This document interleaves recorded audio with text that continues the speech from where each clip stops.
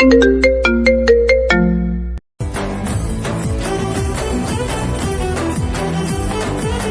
যে হিরো, পাত্তাই তো দিচ্ছ না ইদানিং। খুব কি দাম বেড়ে গেল তোমার? আরে না আপু, তেমন কিছু না। আসলে অনেকগুলো অ্যাসাইনমেন্ট জমে আছে তো, তাই একটু দৌড়ের উপরে আছি। আপনার সাথে পরে কথা বলি, এখন একটু তাড়া আছে। দাঁড়া বলছি, এক পা নড়বি না একদম। এই যে তন্নির সাথে সারাদিন ক্যাফেটেরিয়ায় বসে আড্ডা মারো, তখন অ্যাসাইনমেন্টের কথা মনে থাকে না? আমাকে দেখলেই তোর যত তাড়া, তাই না? আপু, আপনি আবার শুরু করলেন। তন্নি তো আমার ক্লাসমেট, ওর সাথে গ্রুপ স্টাডি করি। আপনি শুধু শুধু ওকে টেনে আনছেন কেন? আর এভাবে হাত চেপে ধরছেন কেন? ছাড়েন, মানুষ দেখলে কি বলবে? কে কি বলবে তাতে আমার কিছুই যায় আসে না। আর তন্নির সাথে গ্রুপ স্টাডি নয়, তোর প্রেম করা আমি ঘুচিয়ে দিচ্ছি। তুই কি ভেবেছিস আমি তোকে এত সহজে ছেড়ে দেব? তোকে আমি চোখে চোখে রাখি, সেটা জানিস? আপু প্লিজ, আপনি সীমা ছাড়িয়ে যাচ্ছেন। আপনি আমার কত বড় সিনিয়র, লোকে শুনলে হাসাহাসি করবে। আমাকে আমার মতো থাকতে দিন। আপনার সাথে আমার কোনো রিলেশন হতে পারে না। আমি এখন যাচ্ছি। যাবি মানে? আমার কথার অবাধ্য হবি তুই? তোকে আজ এমন শিক্ষা দিব যে জীবনেও ভুলবি না। পালাবি তো আমার থেকে? দেখ এখন পালা দেখি। নিশি কথা শেষ করে এক ঝটকায় ঈশানকে করিডোরের অন্ধকার কোণায় ধাক্কা দিয়ে দেওয়ালের সাথে চেপে ধরল। ঈশান কিছু পৌঁছার আগেই নিশি তার শার্টের কলার শক্ত করে খামচে ধরল। তারপর কোনো সুযোগ না দিয়ে ঈশানের ঠোঁটে নিজের ঠোঁট বসিয়ে দিল। খুব জোরাজোরি করে কামড় দিয়ে ধরল সে। ঈশান দুহাত দিয়ে নিশিকে সরানোর আপ্রাণ চেষ্টা করছিল, কিন্তু নিশির জেদের কাছে সে পারছিল না। নিশি যেন আজ একদম হিতাহিত জ্ঞান হারিয়ে ফেলেছে। সে ঈশানকে আরো জোরে নিজের শরীরের সাথে পিষে ধরল। ও, আপনি তো কামড়ে আমার ঠোঁট রক্ত করে দিয়েছেন। কি শুরু করলেন এসব? একটা মেয়ে হয়ে এত নিচে নামতে পারলেন আপনি? আপনার লজ্জা করে না একটা জুনিয়র ছেলের সাথে এমন নোংরামি করতে? লজ্জা? তোকে পাওয়ার জন্য আমি সবকিছু করতে পারি। এটা তো জাস্ট শুরু ঈশান। তুই যত বেশি আমাকে এড়িয়ে চলবি, আমি তত বেশি তোকে নিজের কাছে টেনে নিব। দরকার হলে জোর করে তোকে আমি আমার করে রাখবো। আপনি জাস্ট একটা সাইকো। আপনার ভালোবাসা না, আপনার চিকিৎসা দরকার। আমি আজই প্রিন্সিপাল স্যারকে সব জানাবো। আপনার মতো মেয়ের থেকে দূরে থাকাই ভালো। ছি। জানা, গিয়ে জানা। প্রিন্সিপালকে বলবি যে তোর সিনিয়র আপু তোকে কিস করেছে। সাহস থাকলে যা, বললেই তো সবাই জেনে যাবে যে তুই এখন আমার। তখন তো অন্য কোনো মেয়ে তোর ধারে কাছেও ঘেসবে না। আমার তো লাভই হবে। ঈশান আর এক মুহূর্ত দাঁড়ালো না। রাগে আর ঘেন্নায় মুখ মুছতে মুছতে সেখান থেকে প্রায় দৌড়ে পালিয়ে গেল। তার ঠোঁট থেকে তখনও ফোঁটা ফোঁটা রক্ত পড়ছে। নিশি সেই দিকে তাকিয়ে নিজের ঠোঁটের কোণায় লেগে থাকা রক্তটুকু জিভ দিয়ে চাটলো। তার চোখে তখন এক অদ্ভুত পাগলামি। সে মনে মনে হাসলো আর ভাবলো, ঈশান তুই যাবি কোথায়? ঘুরে ফিরে তো আমার এই বুকেই তোকে আসতে হবে। সকালবেলা ভার্সিটিতে ঢোকার পর থেকেই ঈশানের পা চলছিল না। কাল বিকেলে করিডোরে ওই ঘটনাটার পর থেকে সে আয়নার দিকে তাকাতে পারছে না। তার নিচের ঠোঁটটা এখনো হালকা ফুলে আছে।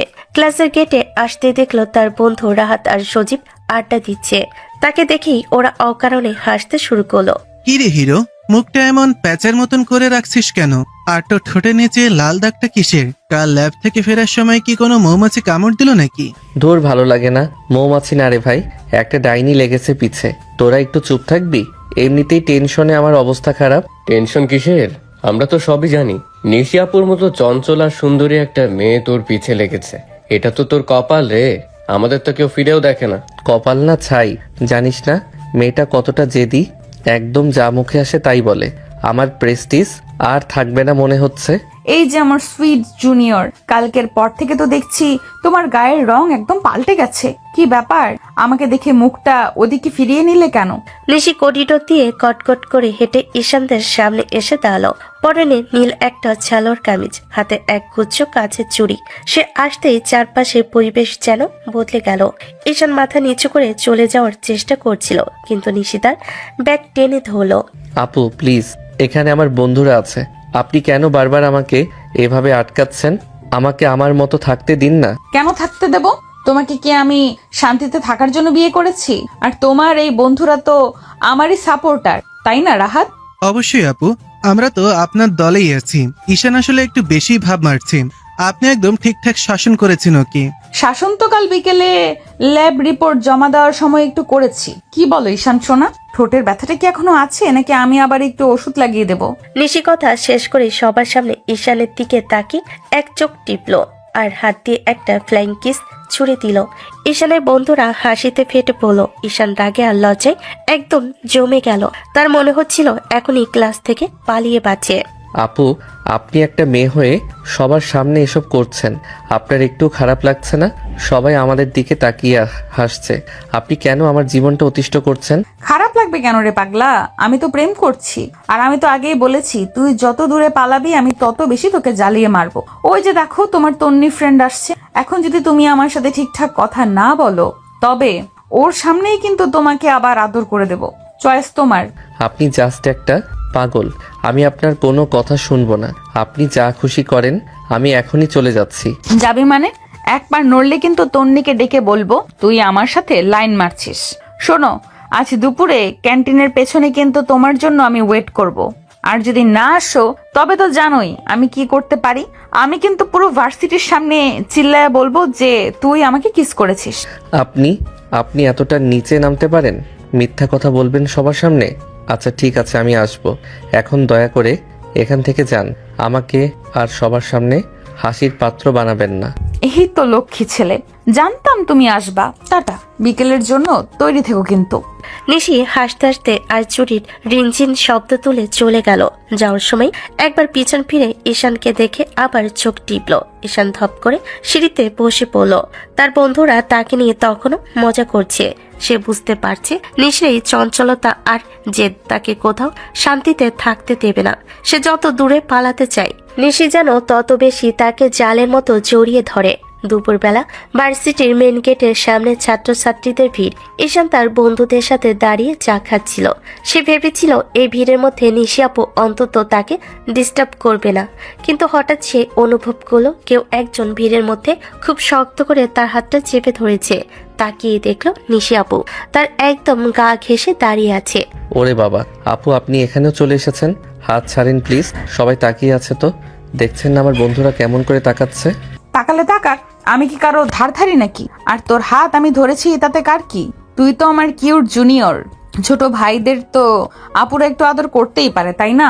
আদর করার তো একটা জায়গা থাকে আপু, এইভাবে সবার সামনে আমার হাত ধরে টেনে ধরে রাখাটা কি ঠিক হচ্ছে? মানুষ তো ভাববে আমরা প্রেম করছি। ভাবলে ভাবুক, যারা ভাববে তাদের দাওয়াত দিয়ে বিরিয়ানি খাওয়াবো। শোন ঈশান, তুই যত বেশি লজ্জা পাবি আমার তোকে তত বেশি জ্বালাতে ইচ্ছে করবে। এই যে দেখ, তোকে একটা জিনিস দিচ্ছি। নিশি সবার সামনেই হাত দিয়ে একটা ফ্লাইং কিস ছুড়ে দিল ঈশানের দিকে আর খুব স্টাইল করে এক চোখ টিপল। আশেপাশে সবাই হো হো করে হেসে উঠল। ঈশান রাগে আর অপমানে নীল হয়ে সেখান থেকে হাঁটা দিল, কিন্তু নিশিও ছাড়ার পাত্রী না। সব পিছু পিছু আসতে শুরু করলো। কিরে ঈশান, যাস কোথায়? তোর মাল কিন্তু পিছে পিছিয়ে আসছে। আমাদের ফেলে একলা একলা কোথায় রোমান্স করতে যাবি? তোরা কি একটু চুপ করবি রাহাত? জানিস না মেয়েটা কতটা সাইকো? আমার জীবনটা একদম তামা তামা করে দিচ্ছে। আমি এখন লাইব্রেরিতে যাব, দেখি ওখানে গিয়েও শান্তি পাই কিনা। ঠিক সেই সময় করিডোরের উপর তলায় দাঁড়িয়েছিলেন শওকত স্যার। তিনি এই ভার্সিটির সব থেকে হ্যান্ডসাম আর ইয়াং প্রফেসর। সব মেয়েরা স্যারের জন্য পাগল থাকলেও স্যার সবসময় মুখ গম্ভীর থাকেন। তিনি উপর থেকে নিশি আর ঈশানের এই দৃশ্যটা দেখছিলেন আর তার কপালে চিন্তার ভাঁজ পড়ল। নিশি মেয়েটা ইদানিং খুব বেশি বাড়াবাড়ি করছে। একটা জুনিয়র ছেলেকে এইভাবে সবার সামনে হেনস্থা করার মানে কি? ভার্সিটির পরিবেশটাই নষ্ট হয়ে যাচ্ছে। স্যার ভুরকুচকে ওদের দিকে তাকিয়ে রইলেন। নিশি যখন নিচে দাঁড়িয়ে ঈশানকে আবার একটা চোখ টিপল, স্যার তখন রাগে গজগজ করতে করতে নিচে নেমে এলেন। স্যারের গম্ভীর চেহারা দেখে করিডোরের হাসি তামাশা এক নিমিষেই থেমে গেল। নিশি, তোমার কি এখন কোনো ক্লাস নেই? এইখানে এইভাবে করিডোর জ্যাম করে কি নাটক করছো তোমরা? আর ঈশান, তুমি এইভাবে দাঁড়িয়ে আড্ডা দিচ্ছ কেন? আরে স্যার, আসসালামু আলাইকুম। নাটক কোথায় দেখলেন স্যার? আমি তো জাস্ট ঈশানকে একটা নোট দিচ্ছিলাম। ও তো নতুন এসেছে, অনেক কিছুই বোঝে না, তাই একটু বুঝিয়ে দিচ্ছিলাম আর কি। নোট দেওয়া আর হাত ধরে টানাটানির মধ্যে পার্থক্য আমি বুঝি নিশি। মনে রেখো, এটা শিক্ষা প্রতিষ্ঠান। এখানে এমন কোনো আচরণ সহ্য করব না যা দৃষ্টিকটু লাগে। তুমি এখনই লাইব্রেরি যাও। আর নিশি, তুমি আমার রুমে আসো, তোমার সাথে কথা আছে। জি স্যার, আমি যাচ্ছি। সরি স্যার, আর এমন হবে না। ঈশান একরকম জীবন বাঁচিয়ে ওখান থেকে দৌড়ে পালালো। সে মনে মনে ভাবলো, যাক বাবা, আজ অন্তত স্যারের জন্য রক্ষা পেলাম। কিন্তু নিশি একদমই ঘাবড়ালো না। সে স্যারের চোখের দিকে তাকিয়ে একটা রহস্যময় হাসি দিল। শওকত স্যার নিশির চোখে একটা অদ্ভুত অবাধ্যতা দেখলেন, যা তাকে বেশ ভাবিয়ে তুলল। হাসছো কেন নিশি? আমার কথা কি তোমার কাছে জোকস মনে হচ্ছে? আমি তোমাকে আমার রুমে যেতে বলেছি। যাচ্ছি তো স্যার, আপনি রাগ করলে আপনাকে একটু বেশি কিউট লাগে। চলুন, আপনার রুমে গিয়েই না হয় সব কথা হবে। নিশি স্যারের পিছু পিছু যেতে যেতে আবার পিছন ফিরে ঈশানের চলে যাওয়ার পথের দিকে তাকিয়ে একটা ফ্ল্যাঙ্কি ছুড়ে দিল। শওকত স্যার সেটা দেখে আরো বেশি বিরক্ত হলেন। তার সন্দেহ হচ্ছে এই চঞ্চল মেয়েটা নির্ঘাত বড় কোনো ঝামেলা পাকাবে। ঈশানের উপর নিশির যে এই অধিকার বোধ, এটা কেবল দুষ্টিমি নাকি পেছনে অন্য কোনো জেদ আছে, সেটাই এখন স্যারের বড় প্রশ্ন। শওকত স্যারের এসি রুমটা আজ অন্য দিনের চেয়েও বেশি ঠান্ডা মনে হচ্ছে। স্যার জানালার দিকে মুখ করে দাঁড়িয়ে আছেন। বাইরে আকাশ দেখছেন নাকি নিজের মনে অস্থিরতা লুকানোর চেষ্টা করছেন, তা বোঝা দায়ী। নিশি দরজার কাছে দাঁড়িয়ে হাতে নখ খুঁড়ছে। তার চোখে মুখে একরাশ বিরক্তি। স্যার দীর্ঘক্ষণ কোনো কথা না বলে নিশি নীরবতা ভাঙল। স্যার, আমাকে কি এখানে শুধু দাঁড় করিয়ে রাখার জন্য ডেকেছেন? আমার অন্য কাজ আছে। ঈশানকে আবার লাইব্রেরিতে খুঁজতে যেতে হবে। ঈশানকে লাইব্রেরি খুঁজতে হবে না নিশি, ও সেখানেই আছে যেখানে ওর থাকা উচিত। কিন্তু তুমি কোথায় আছো? একটা ফার্স্ট ইয়ারের ছেলের পেছনে এইভাবে পড়ে থেকে নিজের ইমেজটা কেন নষ্ট করছো? ইমেজ নিয়ে আমি ভাবি না স্যার। আর ঈশান কোনো সাধারণ ছেলে নয়, ও আমার স্পেশাল কেউ। আমি ওকে পছন্দ করি, ওকে বিরক্ত করি, এটা তো আমাদের ব্যাপার। আপনি কেন এর মধ্যে কথা বলছেন? কথা বলছি কারণ আমি তোমার শিক্ষক। আমার চোখের সামনে আমার একজন স্টুডেন্ট এইভাবে একটা অগোছালো সম্পর্কে জড়াবে আর আমি চুপ থাকবো? নিশি, তুমি অনেক ইমোশনাল হয়ে যাচ্ছ। ওই ছেলেটা তোমার এই পাগলামি সহ্য করতে পারছে না, ও পালিয়ে বাঁচতে চাইছে। এইটা কি তুমি দেখতে পাচ্ছ না? আপনি কি ঈশানের বডিগার্ড স্যার? ও পালিয়ে বাঁচতে চাইছে নাকি আমার আদরে পাগল হচ্ছে সেটা আমি ভালো বুঝি। আপনি সব সময় পড়াশোনার ডিসিপ্লিন নিয়ে থাকেন, ওগুলো নিয়ে থাকুন না। আমার ব্যক্তিগত বিষয়ে আপনার নাক গলানোটা কেমন যেন লাগছে। শওকত স্যার হঠাৎ নিশির দিকে ঘুরে তাকালেন। স্যারের চোখে আজ এক অদ্ভুত বিষণ্ণতা। তিনি নিশির খুব কাছে এসে দাঁড়ালেন, কিন্তু কোনো কথা বললেন না। তার চাহনিতে রাগ নেই, বরং এক গভীর হাহাকার লুকিয়ে আছে। নিশি স্যারের সেই চাহনি দেখে কিছুটা থমকে গেলেও সেটা পাত্তা দিল না। স্যারের টেবিলের উপর রাখা একটা ডায়েরি সরিয়ে রাখতে গিয়ে হাত সরিয়ে নিলেন। তুমি অনেক ছোট নিশি, অনেক কিছু বুঝতে তোমার এখনো সময় লাগবে। ভালোবাসা মানে কাউকে জোর করে আটকে রাখা নয়। তুমি ঈশানের ওপর যে অধিকার খাটাচ্ছ সেটা ওকে তোমার থেকে আরো দূরে সরিয়ে দিচ্ছে। একদিন হয়তো দেখবে তুমি যা চাইছো তা হাতের নাগালে থেকে অনেক দূরে চলে গেছে। আপনি অনেক বড় বড় ফিলোসফি দিচ্ছেন স্যার, কিন্তু আমি এসব বুঝি না। আমি যা চাই তাই আমি আদায় করে ছাড়ি। ঈশানকে আমি আমার করেই নেব, সেটা যেইভাবেই হোক। এখন কি আমি যেতে পারি? যেতে পারো, কিন্তু মনে রেখো আমি সব কিছুর ওপর নজর রাখছি। ভার্সিটির ডেকোরাম নষ্ট হলে আমি কঠোর হতে বাধ্য হব। নিজের ভালো চাইলে ওই ছেলেটার থেকে একটু দূরে থাকো। নিশি গটগট করে রুম থেকে বের হয়ে গেল। সে যাওয়ার সময় খেয়াল করলো না যে শওকত স্যার তার যাওয়ার পথের দিকে একটা তৃষ্ণার্ত চোখে তাকিয়ে আছেন। তিনি চলে যাওয়ার পর স্যার ধপ করে চেয়ারে বসে পড়লেন। তিনি তার ড্রয়ার থেকে একটা ছোট্ট ছবি বের করলেন, যা তিনি খুব গোপনে আগলে রাখেন। ছবিটার দিকে তাকিয়ে স্যারের বুকটা একবার কেঁপে উঠল। কপাল আমার, যাকে সারাক্ষণ চোখে হারাই সে কিনা আমার সামনেই অন্য কারোর জন্য পাগল হয়ে আছে। নিশি, তুমি জানলে না আমার এই নীরব শাসনগুলো তোমাকে হারানোর ভয় থেকেই জন্ম নেয়। তুমি যাকে উপেক্ষা করছো সে হয়তো তোমাকে পৃথিবীর সবটুকু দিয়ে ভালোবাসতে চেয়েছিল।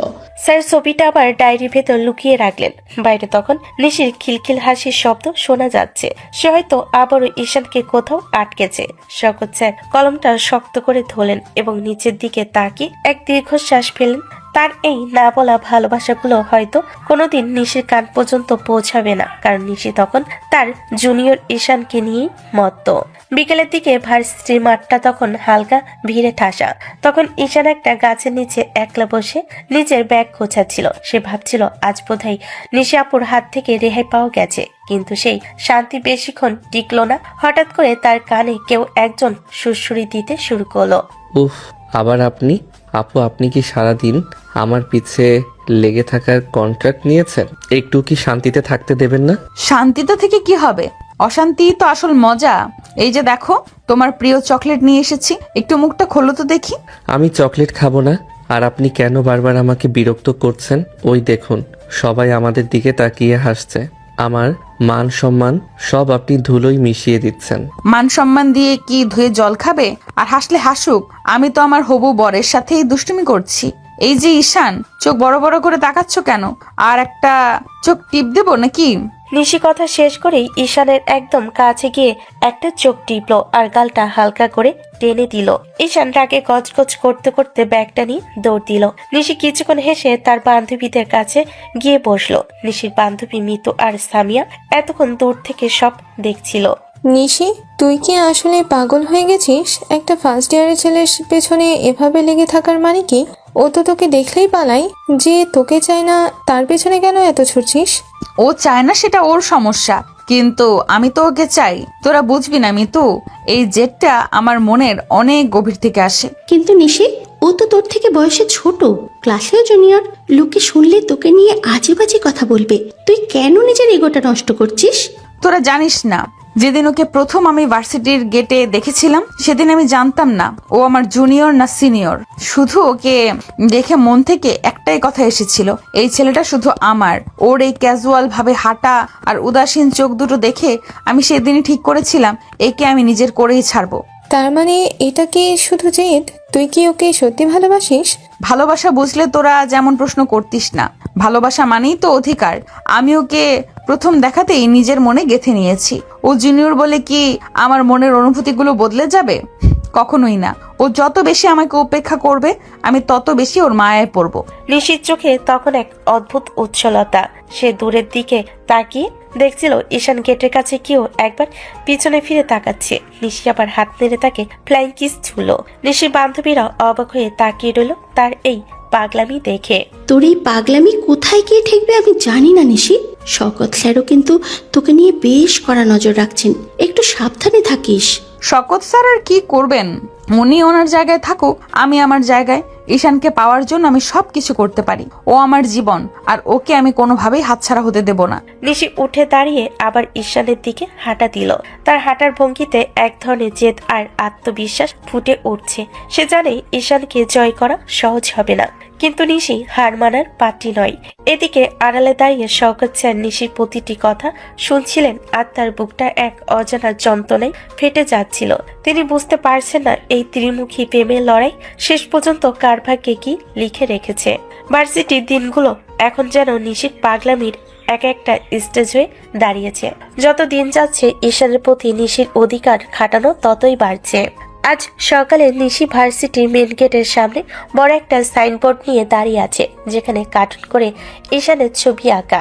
ঈশান গেটে ঢুকতেই নিশির চিৎকার করে উঠল, এই যে আমার কিউট হিরো, গুড মর্নিং। দেখো তো ছবিটা কেমন হয়েছে? একদম তোমার মতো হয়েছে না? আমি সারা রাত জেগে এটা এঁকেছি। আপু, আপনি কি মাথা একদমই খেয়ে ফেলেছেন? গেটের সামনে এসব কি? সবাই দাঁড়িয়ে তামাশা দেখছে। আপনার কি নিজের মানের ভয় নেই? অন্তত আমার মানটার কথা তো ভাববেন। মানের কথা ভেবে কি হবে? ভালোবাসা কি লুকিয়ে করার জিনিস? আমি তো সবাইকে জানিয়ে দিতে চাই যে তুমি আমার। আর যদি বেশি কথা বলো, তবে এই সাইনবোর্ডটা নিয়ে তোমার ক্লাসের সামনে গিয়ে দাঁড়িয়ে থাকবো। আপনি আসলেও একটা আপদ। আমি আজ ক্লাসই করব না। আপনি যা খুশি করেন। আমি বাসায় চলে যাচ্ছি। আপনার এই পাগলামি আমি আর সহ্য করতে পারছি না। পালাবা কোথায়? তুমি যেখানেই যাবা আমি সেখানেই থাকবো। এই যে দেখো, তোমার জন্য টিফিন ক্যারিয়ারে করে বিরিয়ানি রান্না করে নিয়ে এসেছি। নিজের হাতে খাইয়ে দেবো আজ তোমাকে। নিশি এক হাত দিয়ে ঈশানের কলা ধরে তাকে টানতে টানতে ক্যান্টিনের পেছনে নির্জন জায়গাটার দিকে নিয়ে যেতে লাগলো। ঈশান হাজার চেষ্টা করেও নিশির এই জেদের কাছে পেরে উঠল না। দূর থেকে এই পুরো দৃশ্যটা দেখছিলেন শওকত স্যার। তার হাতে ধরা কফির কাপটা থরথর করে কাঁপছে। স্যারের চোখ দুটো লাল হয়ে আছে, দেখে মনে হচ্ছে তিনি গত কয়েক রাত ঘুমাননি। কেন এমন করছো নিশি? কেন নিজের সম্মানটা ওই ছেলেটার পায়ের কাছে বিলিয়ে দিচ্ছ? তুমি কি একবারও আমার দিকে তাকিয়ে দেখবে না? শওকত স্যার নিজের কেবিনে ফিরে এসে ধপ করে চেয়ারে বসে পড়লেন। তার বুকের ভেতরটা আজ তীব্র যন্ত্রণায় ফেটে যাচ্ছে। তিনি নিশিকে কতটা ভালোবাসেন সেটা কাউকে বলতে পারছেন না, আবার সহ্য করতে পারছেন না। স্যার ডয়ের থেকে নিশি সেই পুরনো ছবিটা বের করলেন। ছবির উপরে গড়িয়ে পড়ল স্যারের চোখের এক ফোঁটা তপ্ত জল। আমি তোমাকে পড়াশোনা শিখিয়েছি, জীবনের মানে শিখিয়েছি, কিন্তু নিজের মনের কথা বলতে গিয়ে কেন বারবার থমকে যায়? ওই ছেলেটা তোমাকে বারবার অপমান করছে আর তুমি তার পেছনেই দৌড়াচ্ছ, আর আমি এখানে বসে তিলে তিলে শেষ হচ্ছি। স্যার ডায়েরির পাতায় কলম দিয়ে হিবিজিবি কাটতে শুরু করলেন। তার মনের ভেতর এখন ঝড়ো হাওয়া বইছে। তিনি চাইলে নিশিকে শাসন করে ঈশানের থেকে আলাদা করতে পারেন, কিন্তু তিনি জানেন তাতে নিশি তাকে আরো বেশি ঘৃণা করবে। স্যারের এই নীরব ভালোবাসা দিন দিন তাকে ভেতর থেকে কুড়ে কুড়ে খাচ্ছে। স্যার, প্রিন্সিপাল স্যার আপনাকে একবার ডেকেছেন, জরুরি কোনো মিটিং আছে মনে হয়। আসছি আমি, তুমি যাও। স্যার আয়নায় নিজের মুখটা একবার দেখলেন। তার ফ্যাকাশে চেহারায় আজ পরাজয়ের ছাপ স্পষ্ট।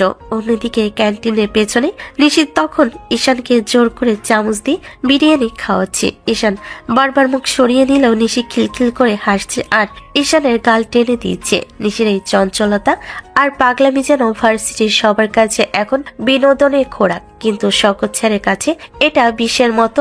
বিকেলের আকাশটা আজ কেন জানি খুব থমথমে হয়ে আছে।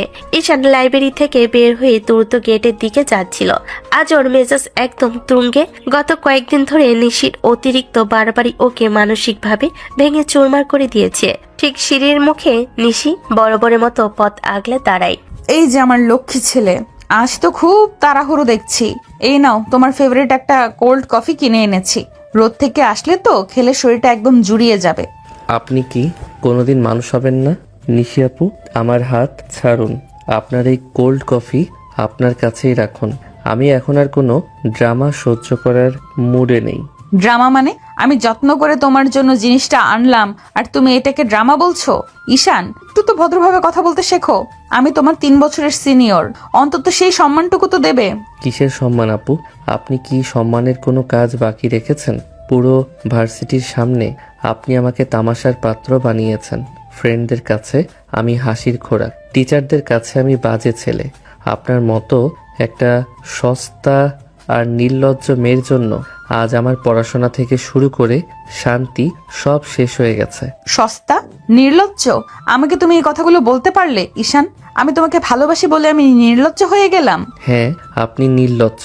ভালোবাসা মানে কি কারো জীবনের উপর জোকের মতো লেগে থাকা? ভালোবাসা মানে কি তাকে পাবলিকলি হ্যারাস করা?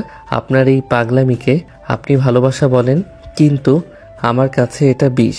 আপনার ভালোবাসা আমার কাছে বিষের মতো লাগে নিশি আপু। আপনাকে দেখলে এখন আমার ঘৃণা হয়।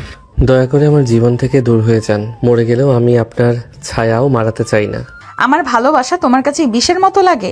আমি সারা দিন তোমার আশেপাশে ঘুরি শুধু তোমার একটা হাসি দেখার জন্য, আর তুমি আমাকে এত কঠোর কথা শোনালে। আমি কোনোদিন কারো কাছে এইভাবে ছোট হইনি ঈশান। শুধু তোমার জন্য আমি সব ইগো বিসর্জন দিয়েছি। তো দিয়েছি, আমি কি করতে বলেছি? আমি কি আপনার পায়ে ধরেছি আমার পেছনে ঘুরতে? আপনার মতো নোংরা মেন্টালিটির মেয়ের পাল্লায় পড়ে আমার লাইফটা ধ্বংস হয়ে যাচ্ছে। Just get out from my life. আর কখনো আমার সামনে আসবেন না। ঈশান ঝাপটা মেরে নিশিকে সরিয়ে দিয়ে হনহন করে গেটের দিকে চলে গেল।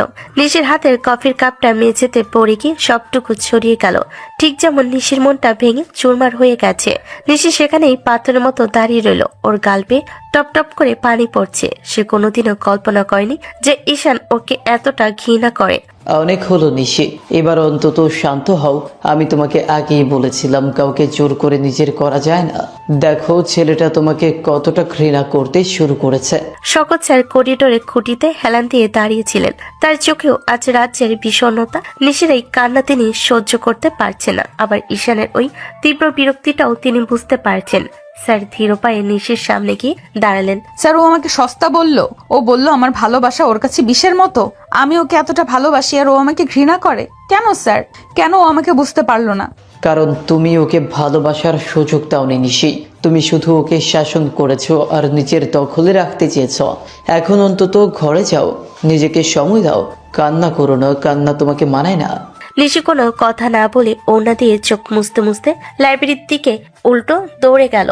শকচ্চার অপলক দৃষ্টিতে নিশির যাওয়ার পথের দিকে তাকিয়ে রইলেন। তার নিজের বুকের ভেতরটা হাহাকার করে উঠছে।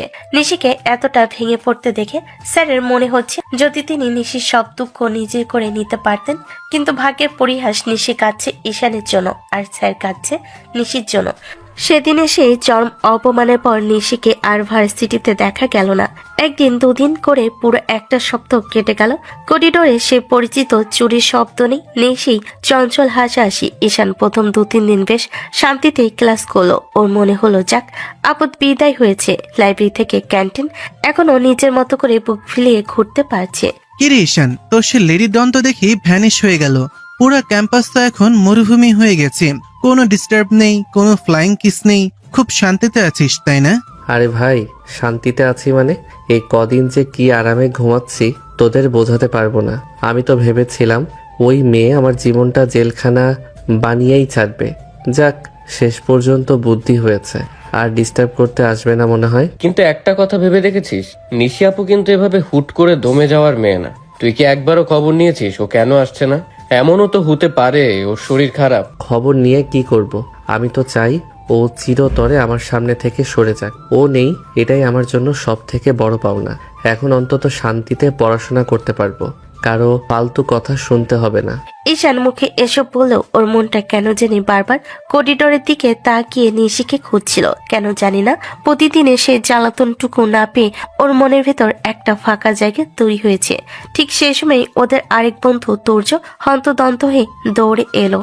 আরে শুনছিস তোরা, মেন বিল্ডিং এ তো এই নিয়েই তোলপাড় চলছে। নিশি আপুর নাকি বিয়ে ঠিক হয়ে গেছে। হুট করেই সব হচ্ছে, এমনকি নিশি আপু নাকি বিয়েতে রাজিও হয়ে গেছে। কি বলিস? বিয়ে মানে? নিশি আপু তো আমাদের ঈশানের জন্য পাগল ছিল, এত তাড়াতাড়ি সব বদলে গেল। পাত্র কে রে, কিছু জানিস? পাত্র কোনো এক বিজনেসম্যান মনে হয়। নিশি আপুর আব্বু নাকি অনেক কড়াকড়ি করেছে ওর এই ভার্সিটির পাগলামি শুনে, তাই তাড়াহুড়া করে বিয়ে দিয়ে দিচ্ছে। খুব শীঘ্রই কার্ড চলে আসবে ভার্সিটিতে। কিরে ঈশান, তোকে তো একদম মুক্ত করে দিল রে। তোর পথের কাটা তো এমনিতেই সরে গেল। এখন তো খুশিতে তোর আমাদের বিরিয়ানি খাওয়ানোর কথা। এই তো সেরা নিউজ দিলি তুর্য। আমি তো এটাই মনে মনে চাইছিলাম। যাক, আপদ একেবারে বিদায় হচ্ছে। এবার আমি একদম স্বাধীন। কোনো সাইকো মেয়ে আর আমার পিছু নেবে না, আমার হাত ধরবে না। তোরা মিষ্টি খাবি? চল ক্যান্টিনে যাই, আজ আমি সব ট্রিট দেব। ঈশান বন্ধুদের সামনে অনেক হাসাহাসি করছে, খুব খুশি হওয়ার ভান করছে। ও বারবার করে বলছে যে ওর অনেক বড় আপদ থেকে বেঁচে গেল। কিন্তু ক্যান্টিনের দিকে যাওয়ার সময় ঈশানের পা যেন আগের মতো এগোচ্ছিল না। ওর বুকের ভেতরটা কেন জানি চিনচিন করছে। ও কেন খুশি হতে পারছে না সেটাও নিজেও বুঝতে পারছে না। দোস্ত, তোর মুখটা কিন্তু অন্য কথা বলছে। তুই হাসছিস ঠিকই, কিন্তু তোর চোখ কেন জানি শুকিয়ে গেছে। নিশি আপুর অন্য কারো হয়ে যাচ্ছে, এতে কি তুই সত্যি খুশি? অবশ্যই খুশি। ও তো আমাকে মেরেই ফেলছিল ওর পাগলামি দিয়ে। এখন বিয়ে হয়ে যাচ্ছে, নিজের ঘর সামলাবে। পরের বার দেখা হলে হয়তো চিনতেই পারবে না। আমার আপদ বিদায় হচ্ছে, এর চেয়ে খুশির খবর আর কি হতে পারে? ঈশান বন্ধুদের এড়িয়ে লাইব্রেরির এক কোণে গিয়ে একা বসে রইল। ওর মাথায় নিশি সেই কান্নামাখা মুখটা বারবার ভেসে উঠছে। ও তো নিশিকে বিষ বলেছিল, ঘৃণা করেছিল, এখন তো সেই বিষ চলে যাচ্ছে। তাহলে কেন ওর দম বন্ধ লাগছে? ঈশান নিজের মনে এই অস্থিরতা কোনোভাবেই থামাতে পারছে না। ও কি আসলে নিশিকে হারিয়ে ফেলছে, নাকি নিজের অজান্তে নিশির সেই জেদি ভালোবাসার মায়ে আটকে পড়ে গেছে? এটা এখন বড় প্রশ্ন। কয়েকদিন পর নিশি ভার্সিটিতে ফিরল। করিডোরে নীল শাড়ি আর কপালে কালো টিপ পরে সে যখন আসছিল, সারা ক্যাম্পাসে যেন কানাঘোষা শুরু হয়ে গেল। সবাই ভাবছিল নিশি আজ নিশ্চয়ই ঈশানকে দেখে নতুন কোনো কাণ্ড ঘটাবে, কিন্তু সবাইকে অবাক করে দিয়ে নিশি খুব শান্ত পায়ে হেঁটে যাচ্ছিল। ঈশান লাইব্রেরির সামনে বন্ধুদের সাথে দাঁড়িয়েছিল। নিশিকে দেখে সে কিছুটা শক্ত হয়ে গেল। ভাবলো এখনই হয়তো নিশি এসে হাত ধরবে, কিন্তু নিশি ঈশানের ঠিক পাশ দিয়ে হেঁটে গেল, যেন ঈশান ওখানে দাঁড়িয়েই নেই। কিরে ঈশান, এটা কি দেখলাম? নিশি আপু তো তোকে চিনতেই পারলো না মনে হয়। একবার ফিরেও তাকালো না। তুই তো একদম অদৃশ্য হয়ে গেলি ওর কাছে। ভালোই তো হলো, আমি তো এটাই চেয়েছিলাম। কত শান্তি দেখছিস, কোনো চিল্লামিল্লি নেই, কোনো আলগা পিরিতি নেই। আমি এখন নিজের মতো থাকতে পারছি, এটাই তো সব থেকে বড় সুখ। সুখ কিনা সেটা তোর চেহারা দেখলেই বোঝা যাচ্ছে। তুই তো গত 10 মিনিট ধরে ওর চলে যাওয়ার পথের দিকে তাকিয়ে আছিস। কিরে, আপু পাত্তাই দিল না বলে ইগোতে লাগলো নাকি? ধুর, কিসের ইগো? আমি জাস্ট অবাক হচ্ছিলাম যে একটা মানুষ এত তাড়াতাড়ি কিভাবে বদলে যায়। বিয়ে ঠিক হয়েছে বলে কি এখন একদম সাধু হয়ে গেল নাকি? আমার তো ভালোই লাগছে। এখন অন্তত লাইব্রেরিতে গিয়ে শান্তিতে বসা যাবে। ঈশান বন্ধুদের সাথে হাসাহাসি করে লাইব্রেরির ভেতর ঢুকলো, কিন্তু বই খোলার পর একটা শব্দ ওর মাথায় ঢুকছিল না। ওর কান দুটো কেবল বাইরের করিডোর দিয়ে পড়েছিল। কেন জানি ওর মনে হচ্ছিল নিশি আপু হঠাৎ করে দরজাতে উকি দিবে আর বলবে, এই যে আমার কিউট হিরো, কি করছো? কিন্তু না, চারপাশে একদম শুনশান নীরবতা। এই নীরবতা ঈশানের কাছে কেমন জানি অসহ্য লাগছে। কি শুরু করলাম আমি? ও আমাকে বিরক্ত করছিল, আমি ওকে বকেছি। এখন ও ঠিক হয়ে গেছে, আমার তো খুশি হওয়ার কথা, কিন্তু বুকটা কেন এমন খালি খালি লাগছে? আমি কি ওই পাগলামিগুলো মিস করছি? না না না, এটা হতেই পারে না। ঈশান ক্লাসের বাইরে এসে দেখলো নিশি ল্যাব থেকে বের হচ্ছে। নিশি তার বান্ধবীদের সাথে খুব স্বাভাবিকভাবে গল্প করছে আর হাসছে। ঈশান ইচ্ছে করে নিশির সামনে দিয়ে হেঁটে গেল যাতে নিশির নজরে পড়ে, কিন্তু নিশি একবারও চোখ তুলে ঈশানের দিকে তাকালো না। সে খুব স্বাভাবিক গলায় তার বান্ধবীদের সাথে বিয়ের কেনাকাটা নিয়ে কথা বলছিল। জানিস মিতু, লাল লেহেঙ্গাটা আমার খুব পছন্দ হয়েছে। বিয়ের দিন ওটাই পরবো। আর গোল্ডের সেটটা তো কালকেই অর্ডার দিয়ে আসলাম। সব যেন কেমন স্বপ্নের মতন মনে হচ্ছে। তুই সত্যি বিয়েতে রাজি হয়ে গেলি নিশি? কোনো আক্ষেপ নেই তোর মনে? আগে তো একজনের জন্য পাগল ছিলি। আক্ষেপ কিসের রে? ভালোবাসা যেখানে বিষ সেখানে দূরে থাকাই ভালো। এখন আমি আমার নতুন জীবন নিয়ে অনেক বেশি খুশি। অতীত নিয়ে আর কথা বলে লাভ নেই। নিশির এই কথাগুলো তীরের মতো ঈশানের কানে গিয়ে বিঁধল। ঈশান এক মুহূর্ত সেখানে দাঁড়াতে পারল না। ওর মনে হচ্ছিল ওর দম বন্ধ হয়ে আসছে। নিশির এই চঞ্চলতা, ওর ফ্লাইং কিস আর চোখ টিপ মারা সব এখন অন্য কারোর জন্য তোলা থাকবে, এটা ভাবতে ঈশানের হাত পা কাঁপতে শুরু করলো। ও নিজেও বুঝতে পারছে না ও কেন শান্ত থাকতে পারছে না। ওর তো এখন পার্টি দেওয়ার কথা ছিল, অথচ ও এক কোণে গিয়ে মাথা নিচু করে বসে রইল। কি রে ঈশান, এখানে একা বসে আছিস কেন? চল না ক্যান্টিনে যাই। নিশি আপু নাকি সবাইকে মিষ্টি খাওয়াচ্ছে ওর বিয়ের খুশিতে, তুই যাবি না? আমার ভালো লাগছে না রাহাত, তুই যা। আমি একটু একা থাকতে চাই। আর মিষ্টি খাওয়ার তো প্রশ্নই ওঠে না। ওই মেয়ের মিষ্টিতে আমার দরকার নেই। ঈশান মুখ ফিরিয়ে নিল, কিন্তু ওর ভেতরটা তখন তোলপাড় করছিল। সে বুঝতে পারছে না যে সে আসলে নিশির ওই চঞ্চলতার অভ্যাসে পড়ে গেছে। আজ নিশি একদম ভদ্র আর স্বাভাবিক হয়ে যাওয়াতে ঈশান সব থেকে বেশি অস্থির হয়ে পড়েছে। সে যেন নিজের অজান্তে নিশির সেই পুরনো পাগলামিগুলো পাগলের মতো খুঁজছে। বিকেলের ক্লাস শেষ হওয়ার পর ভার্সিটিটা প্রায় ফাঁকা হয়ে এসেছে। ঈশান দূর থেকে দেখলো নিশি খুব ধীর পায়ে মেন বিল্ডিং এর ছাদের দিকে যাচ্ছে। ওর হাঁটার মধ্যে আগে সেই চঞ্চলতা নেই, বরং কেমন যেন একটা স্থিরতা। ঈশান ফুরকুচকে কিছুক্ষণ ভাবলো, এই সময় নিশি ছাদে কেন যাচ্ছে। কৌতূহল সামলাতে না পেরে ঈশান নিঃশব্দে নিশির পিছু নিল। নিশি আপু একা একা ছাদে যাচ্ছে কেন? কোনো অঘটন ঘটাবে না তো আবার? নাকি আমার উপর রাগ করে অন্য কিছু ভাবছে? দেখি তো গিয়ে কি করে। ঈশান যখন ছাদে পৌঁছালো দেখলো নিশি ছাদের রেলিং এর কাছে গিয়ে দাঁড়ালো, কিন্তু সেখানে নিশি একা নয়, আগে থেকে শওকত স্যার দাঁড়িয়েছিলেন। নিশিকে দেখে ঈশান দরজার আড়ালে লুকিয়ে পড়লো। বুকটা ওর ঢিপ ঢিপ করছে। স্যার, নিশি এখানে কি করছে? নিশি গিয়ে নিঃশব্দে শওকত স্যারের পাশে দাঁড়ালো। স্যারের সামনের দিকে তাকিয়ে শান্ত গলায় কথা বলা শুরু করলেন। এসেছো?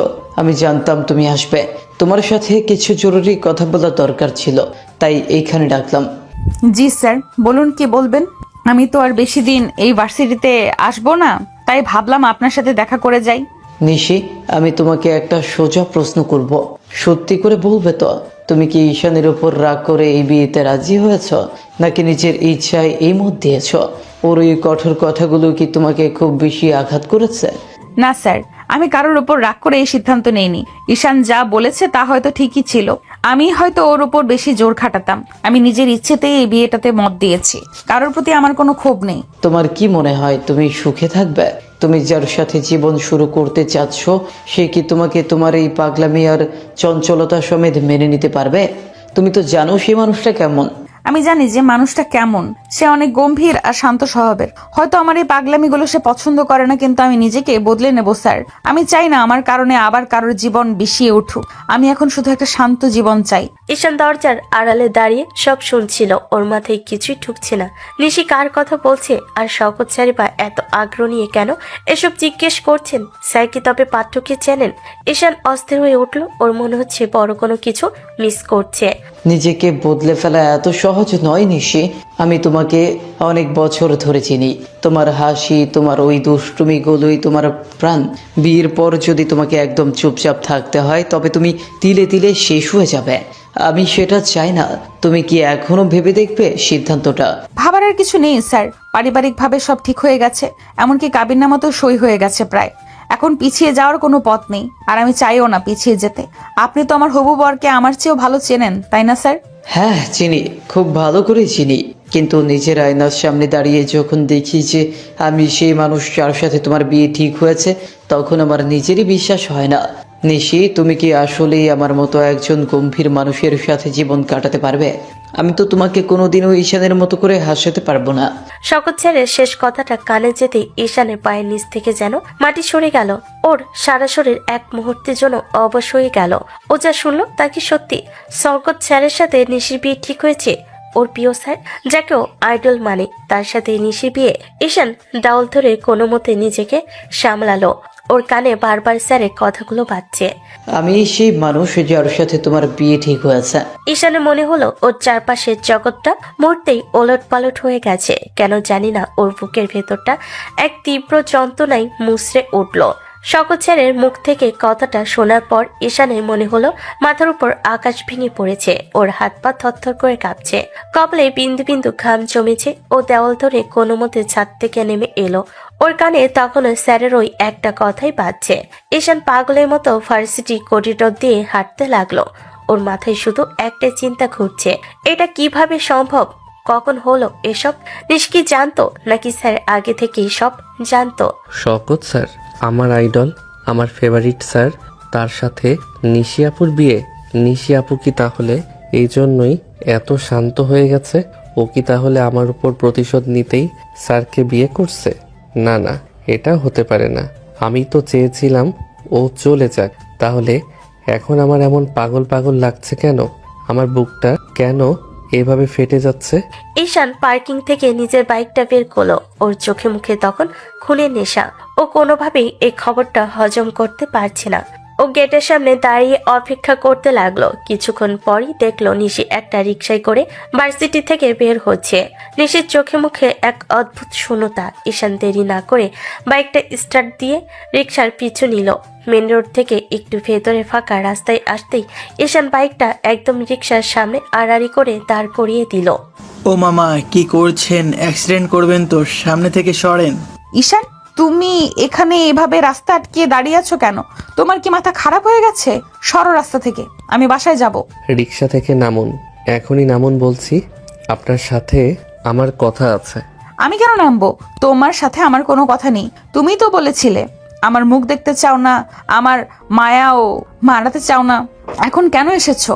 চালক মামা, আপনি রিক্সা ঘোরান। ঈশান বাইক থেকে নেমে রিকশার কাছে এগিয়ে গেল। ও চারপাশটা একবার দেখে নিল। রাস্তা একদম শুনশান, কেউ কোথাও নেই। ও আর এক মুহূর্ত দেরি করলো না, সরাসরি রিকশায় হাত দিয়ে নিশির হাতটা শক্ত করে চেপে ধরলো। নিশি সারিয়ে নেওয়ার চেষ্টা করলো, পারল না। ঈশানের চোখের দৃষ্টি আজ অন্যরকম, তাতে অনেক রাগ আর না বলা কষ্ট মিশে আছে। নামতে বলেছি না, নামুন বলছি। আপনি কি মনে করেছেন যা ইচ্ছা তাই করবেন আর আমি পুতুলের মতো দাঁড়িয়ে দেখবো? নামুন।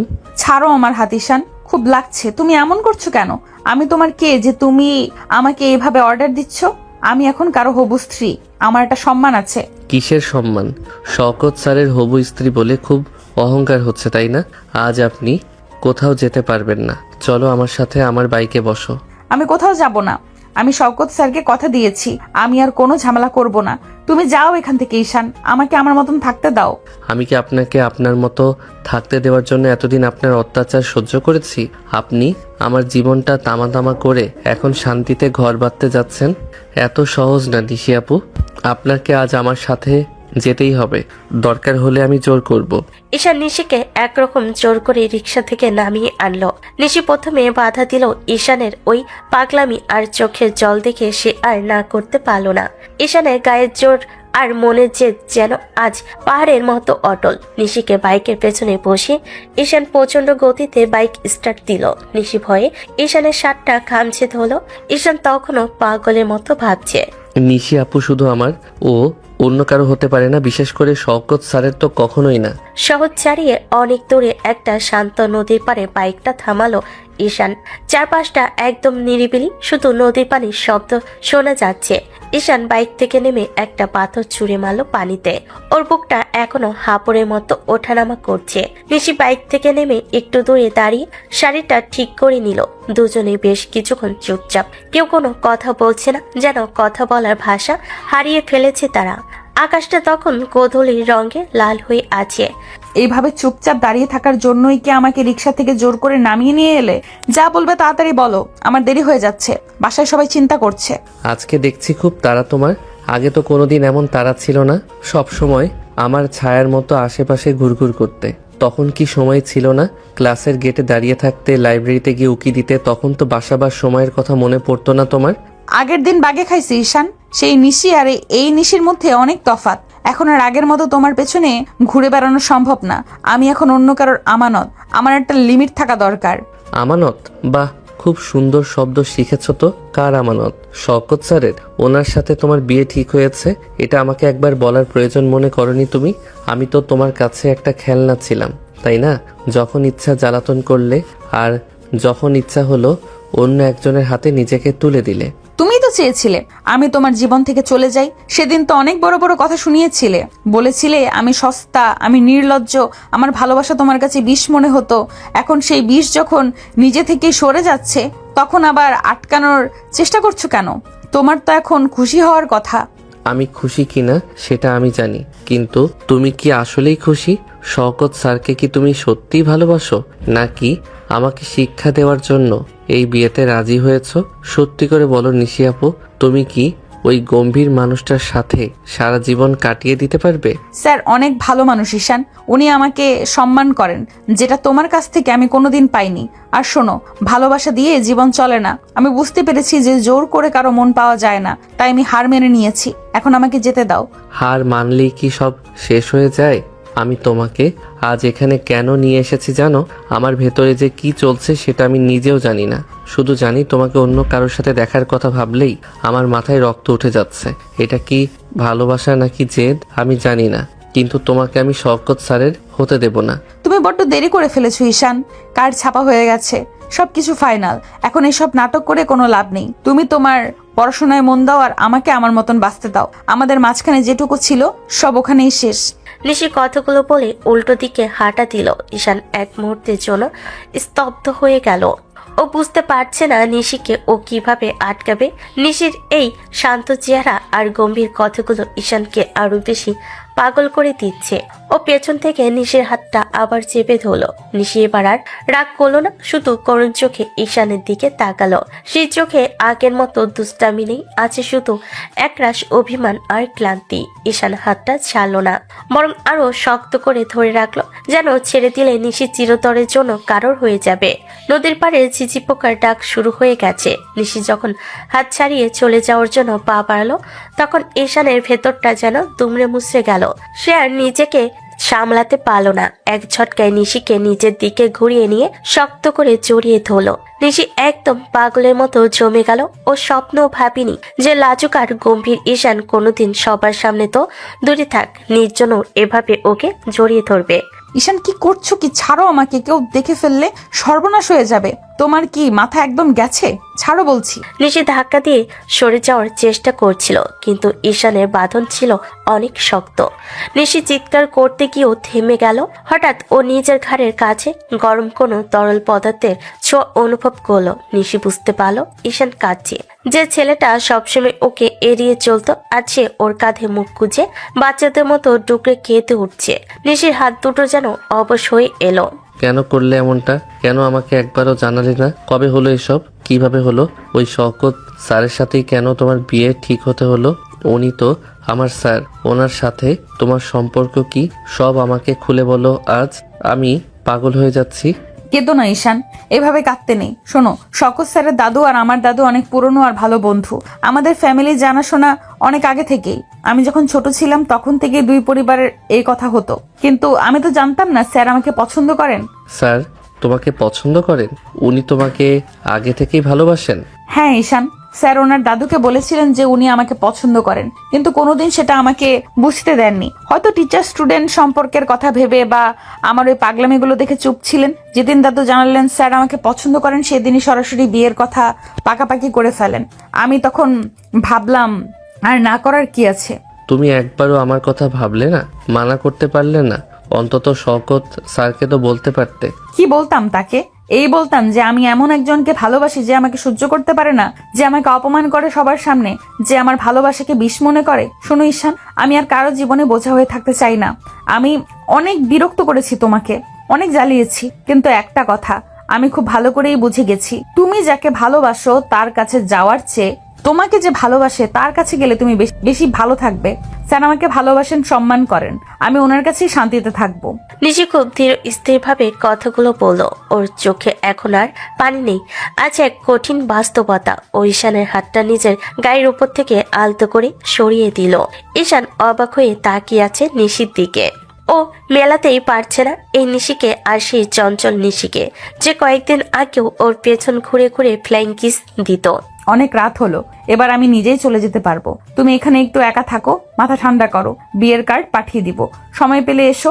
অন্তত তোমার বিষ তো চিরতরে বিদায় হচ্ছে, খুশি হওয়ার চেষ্টা করো। টাটা। নিশি বড় বড় পা ফেলে মেন রোডের দিকে চলে গেল। একটা রিক্সা ডেকে ও উঠে পড়ল। একবারও পিছন ফিরে তাকালো না। ঈশান নদীর পাড়ে ঠাই দাঁড়িয়ে রইল। নিশির শেষ কথাগুলো ওর কানে তপ্ত সীসার মতো বাজছে। ও কোনোদিন ভাবিনি যে নিশি এতটা শক্ত কথা বলতে পারবে। ওর মনে হচ্ছে ও হাঁটতে হাঁটতে একদম শেষ প্রান্তে চলে এসেছে। যে বিষকে ও বিদায় করতে চেয়েছিল, আজ সেই বিষ ওর শিরায় শিরায় ছড়িয়ে গেছে। নিশির এই বদলে যাওয়া চেহারা আর শওকত স্যারের প্রতি ওর সেই সঁপে দেওয়ার সিদ্ধান্ত ঈশানকে এক অন্ধকার গহ্বরে ঠেকে দিল। কয়েকদিন পরে ভার্সিটিতে সেই কাঙ্ক্ষিত বিয়ের কার্ড বিলি করা শুরু হলো। ডিপার্টমেন্টের নোটিশ বোর্ড থেকে শুরু করে কমন রুম, সব জায়গায় একটাই আলোচনা, শওকত স্যারের সাথে নিশির বিয়ে। সবাই খুব অবাক হলো শওকত স্যারের মতো হ্যান্ডসাম আর মার্জিত প্রফেসরের সাথে নিশির মতো চঞ্চল মেয়ের জোরটা মন্দ হবে না বলে কানাঘুষা করছে। এই শোরগোল ঈশানের কাছে নরক যন্ত্রণার মতো মনে হতে লাগলো। সে যেদিকেই তাকায় সবার হাতে লাল রঙের একটা কার্ড। মনে হচ্ছে এই কার্ডটা ওর কলিজার ভেতর গেঁথে দেওয়া হয়েছে। কিরে ঈশান, তুই কার্ড পেয়েছিস? পুরো ডিপার্টমেন্টকে দাওয়াত দিয়েছে। ভাবা যায় আমাদের শওকত স্যারই শেষে নিশিয়াপুর কপালে ছিল। তুই তো বেঁচে গেলি রে, একদম মুক্তি পেলি। হ্যাঁ মুক্তি পেয়েছি।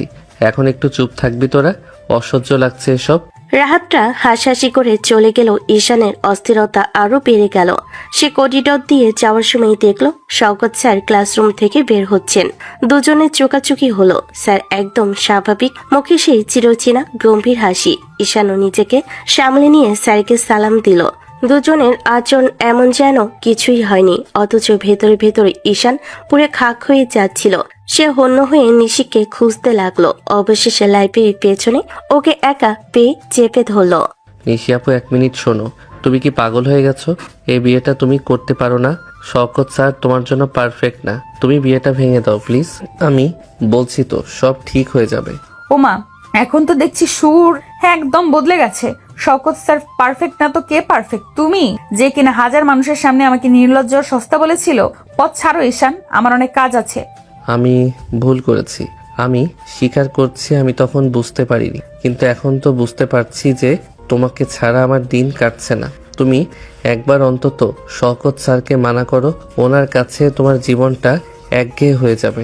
ঈশান, তুমি আসলে একটা স্বার্থপর। যখন আমি তোমার পেছনে ঘুরতাম তখন তুমি আমাকে তাড়িয়ে দিয়েছো, আর এখন যখন আমি অন্য কারোর সাথে সুখে থাকার স্বপ্ন দেখছি তখন তোমার ইগোতে লাগছে। তুমি কি আমাকে সত্যি ভালোবাসো, নাকি আমাকে অন্য কারোর হতে দেখতে পারছো না বলে এখন এই নাটক করছো? নাটক না নিশি, এটা সত্যি। আমি তোমাকে ভালোবাসি। প্লিজ জেদ করো না, বিয়েটা ভেঙে দাও। আমি প্রমিস করছি আমি আর কোনোদিন তোমাকে অবহেলা করব না। অনেক দেরি করে ফেলেছো ঈশান।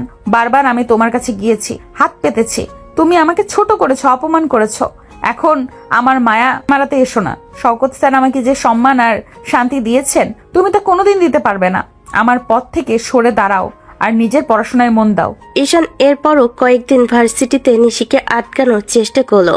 করিডোরে ল্যাবের বাইরে যেখানে সুযোগ পেয়েছে সেখানে ওকে বোঝানোর চেষ্টা করেছে, কিন্তু নিশি এখন পাথরের মতো শক্ত। সে যেন ঠিক করে নিয়েছে ঈশানকে কোনোভাবেই প্রশ্রয় দেবে না। সে যতবার ঈশানকে দেখেছে ততবার কঠিন কঠিন কথা শুনিয়ে ওকে দূরে ঠেলে দিয়েছে।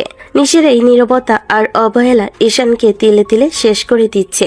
সে বুঝতে পারছে না যে নিশি কি সত্যি তাকে ভুলে গেছে নাকি প্রতিশোধ নেওয়ার জন্য এই কঠিন খোলসে পড়ে আছে। নিশির বাড়িতে আজ হলুদ সন্ধ্যা, পুরো বাড়ি আলোকসজ্জায় ঝলমল করছে।